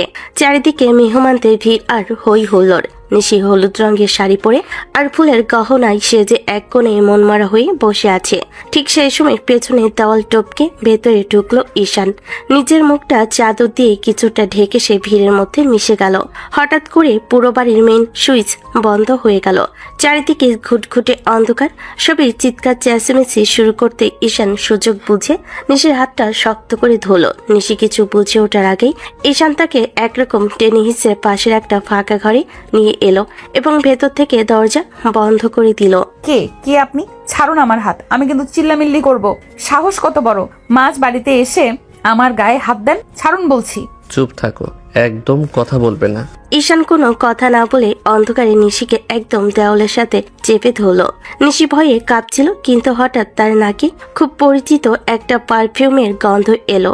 এই গন্ধটা নিশি খুব চেনা। হাজার ভিড়ের মধ্যেও সে এই গন্ধটা চিনে নিতে পারে। নিশির ছটফটানি মুহূর্তেই থেমে গেল। সে বুঝতে পারলো এটা অন্য কেউ নয়, এটা ঈশান। তুমি এইখানে এই অবস্থায় কেন এসেছো ঈশান? তোমার কি একটু প্রাণের ভয় নেই? ধরা পড়লে আজ তোমাকে সবাই মিলে পিটিয়ে শেষ করে দেবে। কেন এসেছো এখানে? তুমি অবাক হলে না? আমাকে অন্ধকারে না দেখে চিনে ফেললে? কিভাবে বুঝলে যে এটা আমি? কিছু মানুষকে চেনার জন্য চোখের দরকার হয় না ঈশান। তোমার গায়ের এই গন্ধটা আমার নিঃশ্বাসে মিশে আছে। কিন্তু কেন এসেছো? এখন তো আমি পরস্ত্রী হতে চলেছি, কাল আমার অন্য একজনের সাথে বিয়ে। এখন এসব পাগলামি করে কি লাভ? এতটাই যখন ভালোবাসা, গায়ের গন্ধ যখন নিঃশ্বাসে মিশে থাকে, তাহলে আমাকে ছেড়ে কেন যাচ্ছ? আমাকে শাস্তি দেওয়ার জন্য কি নিজের জীবনটা নষ্ট করতে হবে? শওকত স্যারকে তুমি কোনোদিন ভালোবাসতে পারবে না নিশি, এটা তুমি নিজেও জানো। ভালোবাসা কি আর সবার কপালে থাকে রে পাগল? আমি তো চেয়েছিলাম তোমার সাথে সারা জীবন কাটাতে। তুমিই তো আমাকে দূর দূর করে তাড়িয়ে দিয়েছো। এখন আমি শওকত স্যারের আমানত, ওনার প্রতি আমার একটা দায়িত্ব আছে। তুমি এখন যাও এখান থেকে, দয়া করে আর ঝামেলা করো না। আমি তোমাকে যেতে দেব না নিশি। আমি মানছি আমি ভুল করেছি, আমি গাধা, আমি তোমাকে বুঝতে পারিনি। কিন্তু এখন যখন বুঝতে পারছি যে তোমাকে ছাড়া আমি বাঁচবো না, তখন তুমি আমাকে এভাবে মাঝপথে ফেলে যাচ্ছ। একবার বলো যে তুমি আমাকে ভালোবাসো, আমি এখনই তোমাকে এখান থেকে নিয়ে চলে যাব। অনেক দেরি হয়ে গেছে ঈশান। ভালোবাসা মানে শুধু হাত ধরে পালিয়ে যাওয়া নয়। আমার বাবা মায়ের সম্মানের কথা ভাবতে হবে। আর শওকত স্যার, উনি আমাকে অনেক বিশ্বাস করেন, আমি ওনার বিশ্বাস ভাঙতে পারবো না। তুমি চলে যাও ঈশান, আমাদের গল্পটা এখানেই শেষ হতে দাও। শেষ হতে দেব না আমি। তুমি কাল ওই আসরে বসতে পারবে না, আমি তোমাকে বসতে দেব না। তুমি শুধু আমার নিশি আপু, তুমি অন্য কারো হতে পারো না। কেন বুঝতে পারছো না? আমি মরে যাব তোমাকে ছাড়া। মরে কেউ যায় না ঈশান, কয়েকদিন কষ্ট হবে, তারপর ঠিক হয়ে যাবে। তুমি একটা ভালো মেয়ে দেখে বিয়ে করে নিও, আর আমাকে আশীর্বাদ করো যেন আমি নতুন জীবনে সুখী হতে পারি। এখন যাও, আলো চলে আসবে এক্ষুনি, কেউ দেখলে সর্বনাশ হয়ে যাবে। জেনারেটর চালু হতে আরো কয়েক মিনিট দেরি হচ্ছে।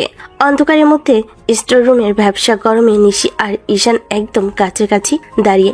ঈশান আর নিজেকে ধরে রাখতে পারলো না। সে হুট করে নিশির পা জড়িয়ে ধরে মেঝেতে বসে পড়ল। তার কান্নায় পুরো ঘরটা যেন ভারী হয়ে উঠছে। নিশি চমকে গিয়ে পেঁচাতে চাইল, কিন্তু ঈশান তাকে শক্ত করে ধরে রেখেছে। নিশি আপু প্লিজ এমন করো না। আমি মানছি আমি গাধা ছিলাম, আমি অনেক বড় ভুল করেছি, কিন্তু তুমি তো আমাকে একটু সময় দিতে পারতে। তুমি না হয় আমার সাথে যোগাযোগ বন্ধ করে দিতে, আমাকে একা ফেলে রাখতে কিছুদিন। আমি যখন তোমাকে ছাড়া ছটফট করতাম, যখন বুঝতাম তুমি আমার জন্য কি ছিলে, আমি নিজেই দৌড়ে তোমার কাছে ফিরে আসতাম। কিন্তু তুমি কেন এত তাড়াতাড়ি বিয়ের সিদ্ধান্ত নিলে? কেন কাল কবুল বলতে যাচ্ছ তুমি? ঈশান, পা ছাড়ো, এইভাবে নিচে বসে থেকো না। কেউ দেখে ফেললে মান সম্মান থাকবে না। আমি তোমাকে সময় দিয়েছিলাম ঈশান, কিন্তু তুমি সেটা বোঝোনি। তুমি আমাকে ঘৃণা করতে শুরু করেছিলে। ঘৃণা করিনি নিশি, আমি আসলে ভয় পেতাম, আমি বুঝতে পারতাম না আমার কি করা উচিত। কিন্তু আজ যখন দেখছি তুমি অন্য কারো হয়ে যাচ্ছ, তখন আমার বুকটা ফেটে যাচ্ছে। তুমি বিয়েটা করো না নিশি, আমি তোমার পা ধরছি। তুমি কাল বিয়ের আসরে যেও না, আমি তোমাকে ছাড়া মরে যাব, সত্যিই মরে যাব। এখন এইসব বলে কি হবে ঈশান? বিয়ের সব আয়োজন শেষ, গেটে মেহমানরা বসে আছে। এখন যদি আমি মানা করি, আমার আব্বু মুখ দেখাবে কিভাবে? আর শওকত স্যার, উনি তো কোনো অপরাধ করেননি, উনি আমাকে অনেক সম্মান দিয়ে নিজের করে নিতে চেয়েছেন। আমি কিভাবে ওনাকে অপমান করি? ওনার সম্মানের চেয়ে আমার জীবনটা কি অনেক ছোট হয়ে গেল? তুমি কি বুঝতে পারছো না আমি তোমাকে ছাড়া পাগল হয়ে যাব? একবার শুধু বলো তুমি আমাকে ভালোবাসো, আমি এই পুরো দুনিয়ার সাথে লড়াই করব, কিন্তু তুমি কাল ওই বিয়েটা করো না। আমি তোমাকে ভালোবাসি কিনা সেটা তুমি অনেক আগে থেকে জানো ঈশান, কিন্তু ভালোবাসা মানে শুধু আবেগ না, দায়িত্ব। আমি আমার পরিবারের সম্মান ধুলোয় মিশিয়ে দিয়ে নিজের সুখ খুঁজতে পারবো না। তুমি অনেক দেরি করে ফেলেছো, কাল আমার বিয়ে, এটাই শেষ কথা। বাইরে তখন জেনারেটরের স্টার্ট হওয়ার বিকট শব্দ শোনা গেল। নিশি বুঝতে পারলো আর কয়েক সেকেন্ডের মধ্যেই আলো চলে আসবে। সে জোরে ধাক্কা দিয়ে ঈশানের হাত থেকে নিজের পা ছাড়িয়ে নিল। ঈশান মেঝেতে উপর হয়ে পড়ে রইল। আলো জ্বলে ওঠার ঠিক আগের মুহূর্তে নিশি দরজা খুলে বাইরে বেরিয়ে গেল। যাও ঈশান, পেছনের দেওয়াল দিয়ে চলে যাও, আর কোনোদিন আমার সামনে আসার চেষ্টা করো না। আজকের রাতটাই আমাদের শেষ দেখা। ঈশান অন্ধকার ঘরে একা পড়ে রইল, তার কান্নায় কেউ সাড়া দেওয়ার নেই। বাইরে তখন উৎসবের গান বাজছে, মেহমানদের হাসাহাসি শোনা যাচ্ছে। কেউ জানে না এই বাড়ির একটা অন্ধকার ঘরে একটা ছেলে তার ভালোবাসার জন্য তিলে তিলে শেষ হয়ে যাচ্ছে। ঈশান বুঝতে পারল সে আসলেই অনেক বড় ভুল করে ফেলেছে। যে নিশিকে সে অবহেলা করেছিল, সেই নিশি আজ তার দরজার বাইরে চলে গেছে। নিশির বিয়ের পর 1 মাস কেটে গেছে। এই 1 মাসে ঈশানের জীবনটা যেন একটা জ্যান্ত লাশে পরিণত হয়েছে। ঠিকমতো ভার্সিটি যায় না, কারোর সাথে কথা বলে না। আজ খুব দরকারে একটা শপিং মলে এসেছে কিছু কেনাকাটা করতে। ভিড়ের মধ্যে হাঁটতে হাঁটতে হঠাৎ ঈশানের চোখ আটকে গেল একটা শাড়ির শোরুমের দিকে। সেখানে কাছের ওপাশে দেখা যাচ্ছে শওকত স্যারকে। স্যার খুব মনোযোগ দিয়ে একটা একটা করে শাড়ি দেখছেন। ঈশানের বুকের ভেতরটা হু হু করে উঠল। সে নিজেকে সামলে নিয়ে শোরুমের ভেতর ঢুকলো এবং স্যারের ঠিক পাশে গিয়ে দাঁড়ালো। আসসালামু আলাইকুম স্যার, কেমন আছেন? ওয়ালাইকুম আসসালাম। আরে ঈশান যে, ভার্সিটিতে তো একদমই আসো না, কি খবর তোমার? শরীর গতিক সব ঠিক আছে তো? জি স্যার, শরীর ঠিক আছে। আপনি এখানে শাড়ি কিনছেন ম্যামের জন্য বুঝি? হ্যাঁ, তোমার নামের জন্যই। কালো বাপের বাড়ি যাবে, তাই ফরমাইশ করেছে একটা শাড়ি নিয়ে যাওয়ার জন্য। কিন্তু আমি তো মহা বিপদে পড়েছি ঈশান। সারা জীবন শুধু পড়াশোনা আর বইপত্রের মধ্যেই কাটিয়ে দিলাম। মেয়েদের সংস্পর্শে তো কোনোদিন আসা হয়নি, তাই মেয়েদের পছন্দ অপছন্দ আমার ঠিক জানা নেই। তুমি একটু আমাকে সাহায্য করবে প্লিজ? একটা শাড়ি পছন্দ করে দাও না। ঈশানের খুব অস্বস্তি হচ্ছে, ভেতরে কলিজাটা পুড়ে যাচ্ছে। তার ভালোবাসার মানুষের জন্য তারই হাত দিয়ে শাড়ি পছন্দ করতে হবে, কিন্তু স্যারের অনুরোধ সে ফেলতে পারল না। ঈশান একে একে শাড়িগুলো দেখতে লাগলো। হঠাৎ একটা গাঢ় পিঙ্ক কালারের শাড়ির উপর ওর চোখ আটকে গেল। ঈশানের মনে পড়ে গেল নিশি একদিন বলেছিল ওর পিঙ্ক কালার খুব পছন্দ। স্যার, এই শাড়িটা নিতে পারেন। এই গাঢ় পিঙ্ক কালারের শাড়িটাতে নিশি আপুকে খুব মানাবে স্যার। কি বললে ঈশান? নিশিকে কেন মানাবে? আর নিশির কথা এখানে আসছে কেন? মানে স্যার, আপনি তো নিশি আপুর জন্যই শাড়ি কিনছেন তাই না? ওনার পছন্দ তো এটাই হওয়ার কথা। তোমার ম্যামের পছন্দ কি সেটা কি তুমি আমার চেয়েও ভালো জানো ঈশান? আমি তো তোমার ম্যামের জন্য শাড়ি নিচ্ছি, আর তুমি বারবার নিশির কথা বলছো কেন? নিশি কি তোমার ম্যাম নাকি? স্যার, আপনি এসব কি বলছেন?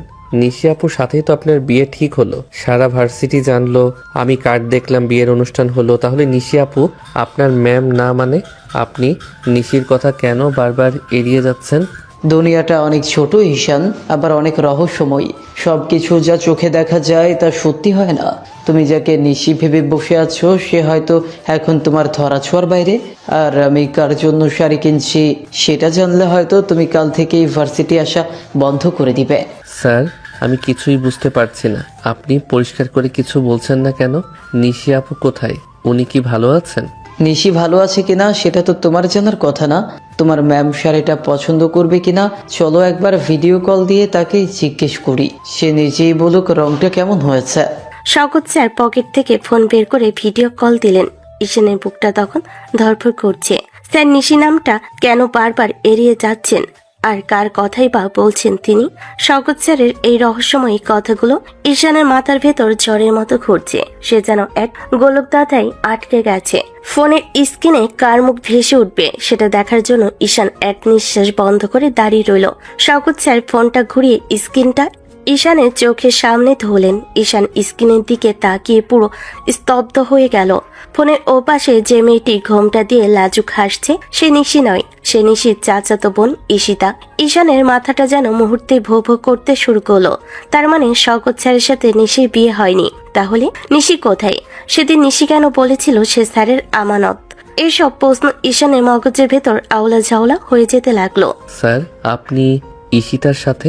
মানে আমি কিছুই তো বুঝতে পারছি না। নিশি আপু কোথায়? আপনাদের বিয়ে হয়নি কেন? সেদিন বিয়েটা আমাদের হয়নি ঈশান। কাজী ডাকার ঠিক আগ মুহূর্তে নিশি পরিষ্কার জানিয়ে দেয় সেই বিয়েটা করতে পারবে না। ও কাউকে ঠকিয়ে সংসার করতে চায়নি, কিন্তু দুই পরিবারের এত আত্মীয় স্বজনের সামনে মান সম্মান বাঁচানোর আর কোনো উপায় ছিল না। তাই দুই পরিবারের বড়দের সিদ্ধান্তে আমাকে ঈশিতাকেই বিয়ে করতে হয়। তবে বিশ্বাস করো, এই 20 দিনে মেয়েটা আমাকে পুরো নিজের বশে করে নিয়েছে। ঈশিতা আসলেই খুব লক্ষ্মী একটা মেয়ে। কি যে বলেন না আপনি স্যার। ঈশান ভাই, আপনার স্যারের কথা আর বলবেন না। উনি সারাক্ষণ আমাকে নিয়ে পচান। তা আপনার নিশি আপুর কথা কি খুব মনে পড়ছে? নিশি আপু কোথায় ঈশিতা? প্লিজ আমাকে বলো, ও কেন আমার সাথে এমন করলো? কেন মিথ্যা বলে আমাকে সরিয়ে দিল? ও এখন কোথায় আছে তোমরা জানো? নিশি এখন কোথায় আছে সেটা তো তোমার জানার কথা না, তবে ঈশিতা হয়তো একটু ক্লু দিতে পারে। কি বলো ঈশিতা? নিশি আপু বলেছিল যে এমন এক জায়গায় যাবে যেখানে শুধু আকাশ আর নদীর শব্দ শোনা যায়। সেখানে গেলে মানুষের সব অভিমান ধুয়ে যায়। ঈশান ভাই, আপনি কি সেই শান্ত নদীর পাড়ের কথা ভুলে গেলেন যেখানে আপনি শেষবার আপুকে নিয়ে গেছিলেন? ঈশিতার কথা শোনা মাত্রই ঈশানের বুকটা ধক করে উঠল। সেই শান্ত নদীর পাড় যেখান থেকে নিশিকে ও জোর করে ফিরিয়ে আনতে চেয়েছিল, আর নিশি ওকে কঠিন কথা শুনিয়ে চলে গিয়েছিল। ঈশানের আর বুঝতে বাকি রইল না যে এখন কোথায় থাকতে পারে। ও আর এক সেকেন্ডও সেখানে দাঁড়িয়ে থাকলো না। শওকত স্যার আর ঈশিতাকে কোনো কথা বলার সুযোগ না দিয়ে ও পাগলের মতো শপিং মল থেকে দৌড়ে বেরিয়ে গেল। দেখছো ঈশিতা, পাগল দুইটাই। একজন অভিমানে পালিয়ে বেড়ায়, আর একজন এখন পাগলের মতো তাকে খুঁজতে যাচ্ছে। ঠিকই বলেছেন, দুইজন দুজনকে ছাড়া থাকতে পারে না, অথচ আবার একসাথে হতে চাইবে না। তবে আমার মনে হয় এবার সব ঠিক হয়ে যাবে। ঈশান ভাইয়ের যে দৌড় দেখলাম, আজ নিশিয়াপুর আর নিস্তার নেই। ঈশান তখন ঝড়ে বেগে বাইক স্টার্ট দিয়ে শহরের রাস্তা দিয়ে উড়ে চলেছে। ওর কানে শুধু নিশির ওই কান্নামাখা কথাগুলো বাজছে। ও নিজেকে গালি দিচ্ছে কেন ও আগে বুঝতে পারেনি। নিশি ওকে ভালোবেসে নিজেকে সরিয়ে নিয়েছিল যাতে ঈশান নিজে পড়াশোনায় মন দিতে পারে, কিন্তু ঈশান তো নিশিকে ছাড়া বাঁচতে শেখেনি। আজও কোনো বাধা মানবে না, আজও নিশিকে নিজের করে নিয়েই ফিরবে। শহর ছেড়ে ঈশানের বাইকটা ঝড়ে বেগে সেই চেনা নদীর পাড়ে এসে থামলো। বিকেল গড়িয়ে সন্ধ্যা নামার উপক্রম হয়েছে। ঈশান বাইকটা এক পাশে রেখে ধীর পায়ে নদীর পাড়ের দিকে এগোতে লাগলো। কিছু দূর যেতেই ও দেখলো নদীর পাড়ে শুকনো বালুর উপরে একটা মেয়ে বসে আছে। পরনে একদম সাধারণ একটা কালো রঙের কটনের শাড়ি, চুলগুলো বাতাসে এলোমেলো হয়ে উঠছে। দূর থেকে দেখেই ঈশান চিনতে পারলো ওটা ওর নিশি। ঈশান খুব সাবধানে নিশির ঠিক পেছনে গিয়ে দাঁড়ালো। আসতে এত দেরি করলে যে? কতদিন ধরে তোমার জন্য এখানে বসে অপেক্ষা করে তুমি জানো? ঈশান পুরো চমকে গেল। নিশি তো একবারও পেছনে ফিরে তাকায়নি, তাহলে বুঝলো কিভাবে যে ঈশান এসেছে। ঈশান কোনো কথা না বলে খুব আস্তে নিশির পাশে গিয়ে বসলো। নিশির চোখ দুটো নদীর ওপারে স্থির হয়ে আছে। ঈশান সাহস করে নিশির হাতের উপর নিজের হাতটা রাখলো। নিশি এবারও হাত সরালো না, বরং শক্ত করে ঈশানের আঙ্গুলগুলো আঁকড়ে ধরলো। ঈশান আলতো করে নিশির দিকে মুখ ফেরাতেই ওর বুকটা ধক করে উঠলো। নিশির চোখ মুখ একদম শুকনো হয়ে গেছে, চোখের নিচে কালচে দাগ। দেখে বোঝা যাচ্ছে মেয়েটা কত রাত ঘুমায়নি। কেন সেদিন এমনটা করলে আমার সাথে নিশি? কেন আমাকে মিথ্যা বললে যে তোমার বিয়ে ঠিক হয়ে গেছে? আমাকে এত কষ্ট দেওয়ার মানে কি ছিল? তুমি জানো না তোমাকে ছাড়া আমি একটা দিন কিভাবে কাটিয়েছি? তুমি কি আমাকে কম কষ্ট দিয়েছো ঈশান? আমি যখন তোমার পেছনে পাগলের মতো ঘুরতাম তখন তুমি আমাকে কি বলে তাড়িয়ে দিতে মনে আছে? আমাকে সস্তা বলেছিলে, নির্লজ্জ বলেছিলে। আমার ভালোবাসা তোমার কাছে বিষ মনে হতো। আমি তখন বুঝিনি নিশি, আমি তখন সত্যি বুঝতে পারিনি যে তুমি আমার জীবনের কতটা জুড়ে ছিলে। কিন্তু তাই বলে তুমি এভাবে পালিয়ে আসবে, শওকত স্যারের সাথে বিয়ের নাটক করবে? ওই নাটকটা না করলে কি তুমি আজ এখানে আসতে? তুমি তো আমাকে তোমার জীবন থেকে এইরকম ঝেঁটিয়ে বিদায় করেছিলে। আমি চেয়েছিলাম তুমি একটু বোঝো যে ভালোবাসার মানুষ কষ্ট দিলে কেমন লাগে। আমি এখানে বসে প্রতিদিন ভেবেছি তুমি আসবে। আমি জানতাম ওই শওকত স্যারই তোমাকে কোনো না কোনোভাবে রাস্তা দেখিয়ে দেবেন। আমি খুব অন্যায় করেছি নিশি। আমি আসলে বুঝতেই পারিনি ভালোবাসা মানে শুধু শাসন বা বিরক্তি না। ভালোবাসা মানে একে অপরকে আগলে রাখা। আমাকে মাফ করে দাও। এবার চলো, বাসায় ফিরে চলো। আর কখনো তোমাকে চোখের আড়াল হতে দেব না। তুমি কি আসলেও বদলে গেছো ঈশান, নাকি আবার কয়েকদিন পর আমাকে বিরক্ত লাগবে? আমার ওই চুরির শব্দ আর হাসাহাসি কি আবার সহ্য করতে পারবে? শুধু সহ্য করা না, এখন থেকে ওই চুরির শব্দ না শুনলে আমার ঘুম আসবে না। নিশি, সত্যি বলছি, আমি তোমাকে অনেক ভালোবাসি। এই 1 মাসে আমি বুঝেছি তুমি ছাড়া আমার পৃথিবীটা কতটা অন্ধকার। নিশি এবার ঈশানের কাঁধে মাথা রাখলো। ওর চোখ দুটো দিয়ে টপ টপ করে জল পড়ছে, কিন্তু সেই জলে কোনো কষ্ট নেই, আছে একটা শান্তি। নদীর শান্ত হাওয়ায় আর সন্ধ্যার গোধূলি আলোয় দুজনে এক দীর্ঘ নীরবতায় মিশে রইল। ঈশান অনুভব করলো নিশির গায়ে সেই পরিচিত গন্ধটা এখন শুধু ওর একার। যে ভালোবাসাকে ও বিষ ভেবেছিল, আজ সেই ভালোবাসাই ওর বেঁচে থাকার একমাত্র ওষুধ হয়ে দাঁড়িয়েছে। নদীর পাড়ে ঝিঝি পোকার ডাক আরো স্পষ্ট হয়ে উঠেছে। চাঁদের আলো নদীর বুকে পড়ে এক অদ্ভুত মায়াবী পরিবেশ তৈরি করেছে। নিশি ঈশানের কাঁধে মাথা রেখে অনেকক্ষণ নীরব হয়ে বসে রইল। ঈশান অনুভব করতে পারছে নিশির শরীরটা মাঝে মধ্যে কেঁপে উঠছে। নিশি কাঁদছে, তবে এই কান্নায় কোনো অভিযোগ নেই। ঈশান নিশির হাতটা নিজের গালের কাছে নিয়ে এলো। নিশি, আমাকে ছেড়ে এভাবে আর কখনো যেও না। তুমি জানো না, এই 1 মাস আমার মনে হয়েছে আমি কোনো একটা অন্ধকার গর্তে পড়ে আছি। যে নিশি আপুর হাত ধরা থেকে বাঁচতে আমি পালাতাম, এখন মনে হচ্ছে সেই হাতটা 1 সেকেন্ডের জন্য ছাড়লে আমি মরে যাব। জানো ঈশান, যেদিন তুমি আমার পা জড়িয়ে ধরে স্টোর রুমে কেঁদেছিলে, সেদিন আমার বুকটা ফেটে যাচ্ছিল। খুব ইচ্ছে করছিল তোমাকে জড়িয়ে ধরে বলি, পাগল, আমি তো তোমার জন্যই সব করছি। কিন্তু আমি চাইছিলাম তুমি নিজের ভুলটা বোঝো। আমি চাইছিলাম তুমি আমাকে পাওয়ার জন্য একটু ছটফট করো। আমি শুধু ছটফট করিনি নিশি, আমি নিঃশেষ হয়ে যাচ্ছিলাম। তুমি আমাকে সস্তা মেয়েদের সাথে তুলনা করতে বললে, কিন্তু সত্যি বলতে তোমার মতো দামি আর পবিত্র ভালোবাসা পাওয়ার যোগ্যতা আমার ছিল না। আমি অনেক ছোট মনের মানুষ ছিলাম, কিন্তু এখন আমি অন্য এক ঈশান। আমি যখন এই নির্জন নদীর পাড়ে একা বসে থাকতাম, তখন শুধু তোমার ওই রাগী মুখটাই মনে পড়তো। আমি ভাবতাম তুমি কি একবারও আমাকে খুঁজতে আসবে না? তুমি কি আমাকে আসলেও মন থেকে মুছে ফেললে? আমি প্রতিদিন ওই বালুর উপর তোমার নাম লিখতাম, আর নদী যখন ঢেউ দিয়ে মুছে দিত, তখন মনে হতো আমার কপাল থেকেও হয়তো তুমি মুছে গেছো। তোমাকে মোছার ক্ষমতা এই মহাবিশ্বের কারণেই নিশি। আমি অনেক দেরি করে ফেলেছি ঠিকই, কিন্তু বাকি জীবনটা আমি তোমার সবটুকু অভিমান ধুয়ে দিতে চাই। তুমি কি আমাকে একটা সুযোগ দেবে? তুমি কি পারবে আবার সেই চঞ্চল নিশি হয়ে আমার চারপাশটা হাসিতে ভরিয়ে দিতে? সেই চঞ্চল নিশি তো কবেই তোমার ভেতরে লুকিয়ে পড়েছে ঈশান। এখন শুধু তোমার সম্মতির অপেক্ষায় ছিলাম। জানো, আমি শওকত স্যারকে সব বলে দিয়েছিলাম। উনি আমাকে অনেক সাহায্য করেছেন। ওনার প্রতি আমি সারা জীবন কৃতজ্ঞ থাকবো। উনি না থাকলে হয়তো আজ আমাদের এই দেখাটা হতো না। আমি স্যারের কাছে গিয়ে ক্ষমা চাইবো। আর শোনো, এখন আর কোনো লুকোচুরি না। কালই আমি আমার মা বাবাকে নিয়ে তোমাদের বাসায় যাব। আমি তোমাকে সবার সামনে নিজের করে নিতে চাই। এবার আর কোনো সিনিয়রিটি বা জুনিয়রিটির দেওয়াল থাকবে না। ঈশান নিশির কপালে আলতো করে একটা চুমু খেলো। নিশি চোখ বন্ধ করে সেই স্পর্শটুকু অনুভব করলো। অনেক ঝড়ঝাপটার পর আজ তাদের মনে এক প্রশান্তির হাওয়া বইছে। নিশি যে চুড়িগুলো পড়েছিল, সেগুলো টুংটাং শব্দ করে বাজতে লাগলো। এই শব্দটা একসময় ঈশানের কানে বিষের মতো লাগতো, কিন্তু আজ মনে হচ্ছে এটাই পৃথিবীর সবচেয়ে সুন্দর সুর। তাহলে এখন থেকে কি আমি তোমাকে আবার আমার কিউট হিরো বলে ডাকতে পারি, নাকি এখনো বিরক্ত লাগবে?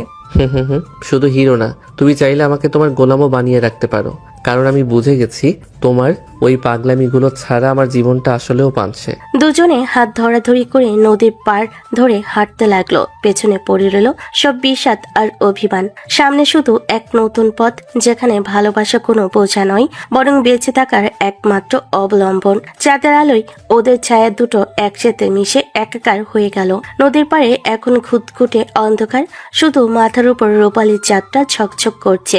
চারপাশটা এতই নিঝুম যে দুজনে নিঃশ্বাসের শব্দ স্পষ্ট শোনা যাচ্ছে। ঈশান আর নিশি বালুর ওপর একদম গা ঘেঁষে বসে আছে। নিশি এখনো ঈশানের কাঁধে মাথা রেখে আছে। ঈশান এক হাতে নিশির কোমর জড়িয়ে ধরে অন্য হাত দিয়ে ওর এলোমেলো চুলগুলো কানের পেছনে গুজে দিচ্ছে। দুজনের মনে এখন আর কোনো বাধা নেই। নিশি তাকাও আমার দিকে। হুম, তাকাবো না। তাকালেই তো তুমি আবার সেই গম্ভীর চোখ করে বলবে আপু আপনার সমস্যা কি। আমার না ওই আপু ডাক শুনলে এখন খুব বেশি রাগ হয় ঈশান, মনে হয় তোমার ওই মুখটা চেপে ধরি। আর কোনোদিন আপু বলবো না, প্রমিস। আর গম্ভীরও হব না। তুমি জানো না নিশি, এই কালো শাড়িতে তোমাকে কতটা মায়াবী লাগছে। চাঁদের আলো তোমার মুখে পড়ে তোমাকে একদম অপসরার মতো দেখাচ্ছে।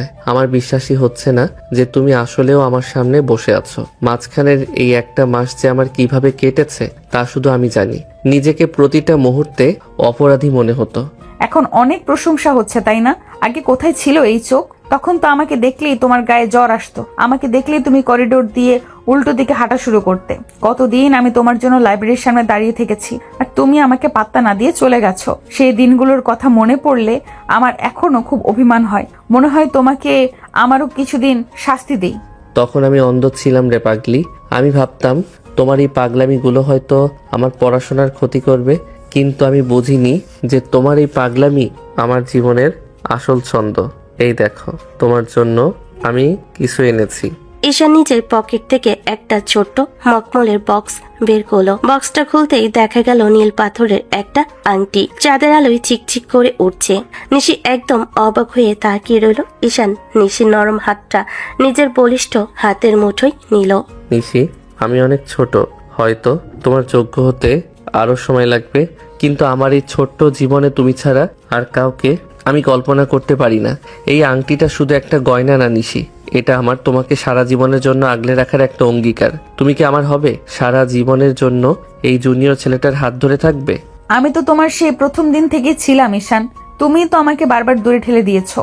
আমি তো এই দিনটার জন্যই কত অপেক্ষা করেছি। আজ তুমি যখন নিজের মুখে এইসব বলছো, আমার মনে হচ্ছে আমি পৃথিবীর সবচেয়ে সুখী মেয়ে। শুনো ঈশান, ওই শওকত স্যারের সাথে বিয়ের নাটকটা না করলে হয়তো তুমি জীবনেও তোমার মনের কথা বুঝতে পারতে না। ঠিক বলেছ, আমি আসলেও একটা গাধা, তবে সেই গাধাটা এখন তার রানীকে চিনতে পেরেছে। ঈশান নিশির অনামিকায় আংটিটা পরিয়ে দিয়ে ওর হাতের তালুতে একটা গাঢ় চুমু খেলো।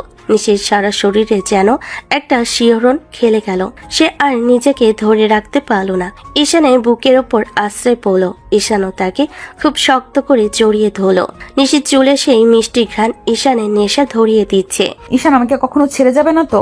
আমি তো খুব পাগল, সারাক্ষণ উল্টাপাল্টা কাজ করি। আমার এই পাগলামিগুলো কি সারা জীবন এইভাবেই সহ্য করতে পারবে? যদি কখনো আমি আবার তোমার উপর অধিকার খাটাই, তখন আবার আমাকে ছোট করে কথা বলবে না তো? তোমার এই পাগলামি তো আমার বেঁচে থাকার অক্সিজেন নিশি। আমি তো তোমার ওই দুষ্টুমিগুলোরই প্রেমে পড়ে গেছি। শোনো, এখন থেকে আমাদের কোনো লুকোচুরি নেই। কাল থেকে যখন ভার্সিটির করিডোর দিয়ে হাঁটবো, সবার সামনে তোমার হাত ধরে থাকবো। পুরো ভার্সিটি দেখুক যে এই চঞ্চল মেয়েটা শুধু আমার। দেখি কে কি বলে। ওরে বাবা, আমার জুনিয়র হিরো তো দেখি এখন অনেক সাহসী হয়ে গেছে। আগে তো আমার সাথে কথা বলতেই তোমার লজ্জা লাগতো, এখন তো দেখি পুরো রোমান্টিক হিরো হয়ে গেছো। তোমার ভালোবাসাই তো আমাকে বদলে দিয়েছে। নিশি, কথা দাও আর কখনো এভাবে আড়ালে গিয়ে কাঁদবে না। আমাদের মধ্যে যা হবে সামনাসামনি হবে। কথা দিলাম, এখন থেকে তোমার সব জ্বালাতন আমিই করব, আর তুমিও বাধ্য ছেলের মতো সব সহ্য করবে। ঈশান আলতো করে নিশির মুখটা দু হাতে তুলে ধরল। নিশির ঠোঁটের কোণে সেই পরিচিত মিষ্টি হাসি। ঈশান ধীরে ধীরে নিশির আরো কাছে এগিয়ে গেল। নিশির লজ্জা পেয়ে চোখ বন্ধ করে নিল। নদীর ঢেউয়ের শব্দ আর চাঁদের আলো সাক্ষী হয়ে রইল তাদের এই মিলনের। যে ভালোবাসাকে ঈশান একসময় বিষ ভেবেছিল, আজ সেই ভালোবাসাই অমৃত হয়ে দুজনের মনে মিশে গেল। দীর্ঘ প্রতীক্ষা আর অপমানের পর আজ যেন পূর্ণতা পেল একটা জেদি জুনিয়র আর একটা পাগল সিনিয়রের প্রেম কাহিনী।